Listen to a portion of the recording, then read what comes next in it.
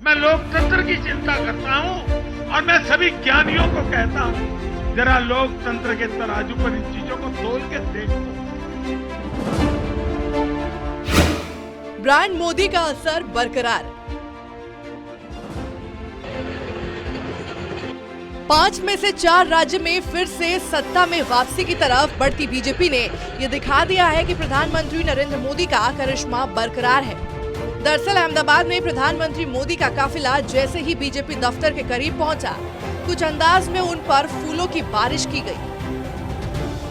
PM Modi की इस भव्य स्वागत की शुरुआत अहमदाबाद एयरपोर्ट से ही हो गई थी। उन्होंने वहां से करीब 10 किलोमीटर लंबा रोड शो निकाला। मोदी का ये मेगा शो दरअसल 4 राज्य में मिली महाविजय का जश्न है। पर ये सवाल सबके मन में था कि यूपी में मिली जीत का जश्न गुजरात में क्यों हो रहा है? क्या वजह थी 5 राज्यों के विधानसभा चुनाव के नतीजे आने के 24 घंटे के अंदर ही पीएम मोदी गुजरात पहुंच गए? इसका सीधा साधा जवाब यही था कि अब गुजरात में चुनाव होने हैं और इसीलिए मोदी ने अपना मिशन गुजरात शुरू कर दिया है। लेकिन बात सिर्फ इतनी सी नहीं। महाविजय के बाद मोदी का गुजरात आना दरअसल उस सवाल का जवाब है कि आखिर क्यों 8 साल बाद भी ब्रांड मोदी बरकरार है। बता दें कि प्रधानमंत्री बनने से पहले गुजरात पीएम मोदी की कर्मभूमि रही है। इसलिए जब इतनी बड़ी जीत के बाद वो सीधे गुजरात में अपने लोगों के बीच पहुंच जाते हैं तो ये संदेश देते हैं कि पीएम मोदी लोगों से अपना रिश्ता कभी नहीं भूलते और लोगों से पीएम मोदी के इसी सीधे कनेक्शन ने उनका कद इतना बड़ा कर दिया है कि फिलहाल कोई और नेता मोदी को चुनौती देता नजर नहीं आता। राज्य कोई भी हो, प्रधानमंत्री मोदी की चुनावी रणनीति के आगे सारे जमे जमाए समीकरण फेल हो जाते हैं। यूपी के विधानसभा चुनाव में भी यही हुआ। एक एक कर मोदी ने हर उस मुद्दे की हवा निकाल दी जो बीजेपी के लिए चुनौती बन सकता था, जिसमें से प्रमुख मुद्दा पिछले साल हुआ किसान आंदोलन का था। तो चलिए हम आपको बताते हैं कि पीएम मोदी की जीत की क्या वजह है। माफी मांगकर किसानों को शांत किया। जब सब ये मानकर चल रहे थे कि नए कृषि कानूनों को लेकर किसानों का गुस्सा बीजेपी को भारी पड़ सकता है, जब किसान झुकने को तैयार नहीं थे और यूपी का चुनाव सिर पर आ गया था, तो प्रधानमंत्री मोदी ने 2 कदम पीछे लेते हुए कृषि कानून को वापस लेने का ऐलान कर दिया। देशवासियों से क्षमा मांगते हुए सच्चे मन से और पवित्र हृदय से कहना चाहता हूं कि शायद हमारी तपस्या में ही कोई कमी रही होगी, जिसके कारण दिए के प्रकाश जैसा सत्य कुछ किसान भाइयों को हम समझा नहीं पाए। प्रधानमंत्री के इस तरह से माफी मांगने को लेकर विरोधियों ने उन पर निशाना साधा। कहा गया कि हार के डर से मोदी को ये फैसला करना पड़ा, लेकिन मोदी अपने इस फैसले से पश्चिमी यूपी की 136 सीटों को साध रहे थे और नतीजों में उसका असर भी दिखा। पश्चिमी यूपी में 2 चरणों में हुए चुनाव में पहले ही चरण में 58 में से 46 सीटें बीजेपी के खाते में आई और दूसरे चरण में भी 55 में से 31 सीटें पर बीजेपी को जीत मिली। मुफ्त कोरोना वैक्सीन। कहा यह भी जा रहा था कि कोरोना की दूसरी लहर के वक्त यूपी में जो हालात थे, बीजेपी को उसका खामियाजा भुगतना पड़ेगा। प्रधानमंत्री मोदी ने मुफ्त वैक्सीन देकर इसका भी तोड़ निकाला, तो मुख्यमंत्री योगी ने वैक्सीनेशन का बड़ा अभियान चलाकर सब तक इसका फायदा पहुंचाया। उत्तर प्रदेश में 100% लोगों को वैक्सीन की पहली डोज लग चुकी है और अब करीब 80% लोगों को दोनों डोज लग चुकी है। नया वोट बैंक बना लाभार्थी वर्ग।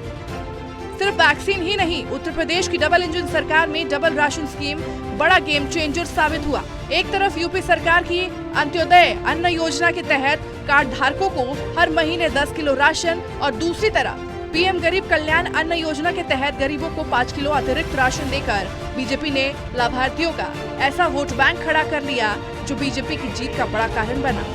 मुख्यमंत्री सामूहिक विवाह योजना के तहत 1,52,000 कन्याओं की शादी कराई गई। पीएम आवास योजना में 40 लाख मकान बने। उज्ज्वला योजना के तहत 3 करोड़ 94 लाख गैस कनेक्शन दिए गए। ये चुनाव नतीजे बीजेपी के प्रो पुअर प्रो गवर्नेंस पर मुहर लगाते हैं। पहले कुछ साधन संपन्न लोगों तक सुविधा पहुंचती थी। देश में गरीबों के नाम पर घोषणाएं बहुत हुई, योजनाएं भी बनी, लेकिन गरीबों को वो मिल नहीं पाए। बीजेपी इस बात को समझती है कि मैं लंबे अरसे तक सीएम रहा तो मुझे पता है कि आखिर इंसान की सुविधा के लिए कितनी मेहनत करनी चाहिए। महिला मतदाताओं का भरोसा जीता। उत्तर प्रदेश में करीब 7 करोड़ महिला वोटर हैं। जिन्हें साधने के लिए विरासत अभियान से लेकर शक्ति स्कीम तक कई योजनाएं शुरू की गई। लेकिन इस सब से बढ़कर महिला सुरक्षा के मुद्दे को उठाया गया और बीजेपी ने ये कहना शुरू कर दिया कि अगर समाजवादी पार्टी लौटी तो गुंडागर्दी फिर बढ़ेगी। नतीजा ये हुआ कि महिलाएं भले ही महंगाई को मुद्दा बनाती रहीं, लेकिन सुरक्षा के मुद्दे पर योगी और मोदी उनका भरोसा जीतने में कामयाब रहे। आवारा पशुओं की समस्याओं पर भरोसा दिया। जब विरोधी उत्तर प्रदेश में आवारा पशुओं की समस्या को चुनावी मुद्दा बनाने में लगे थे, पीड़ित किसान भी इसे लेकर अपनी नाराजगी जता रहे थे, तो मोदी ने उसे नजरअंदाज नहीं किया। मुद्दे से बचने के बजाय मोदी ने खुद आगे बढ़कर किसानों को भरोसा दिया। यूपी विकास का एक्सप्रेसवे। उत्तर प्रदेश में इंटरनेशनल एयरपोर्ट की योजना 15 साल से ज्यादा समय तक दिमाग और कागजों से आगे नहीं बढ़ सकी थी। इस दौरान समाजवादी पार्टी का भी राज रहा और बहुजन समाज पार्टी का भी। सपा को क्षेत्र में सियासी समीकरण देखने थे तो बसपा को अपने हित। किसी ने केंद्र पर आरोप लगाया तो किसी ने जमीन न मिलने का रोना रोया, पर प्रधानमंत्री मोदी ने इसका अहमियत और जरूरत समझी और इस योजना को धरातल पर उतारने का काम किया, जिससे हर वोटर का भरोसा और मजबूत हुआ। जातीय समीकरण किया ध्वस्त। उत्तर प्रदेश के विधानसभा चुनाव में जहां बेरोजगारी एक बड़ा मुद्दा था, तो वहीं जातीय समीकरण भी कहीं न कहीं भाजपा के खिलाफ नजर आ रहे थे।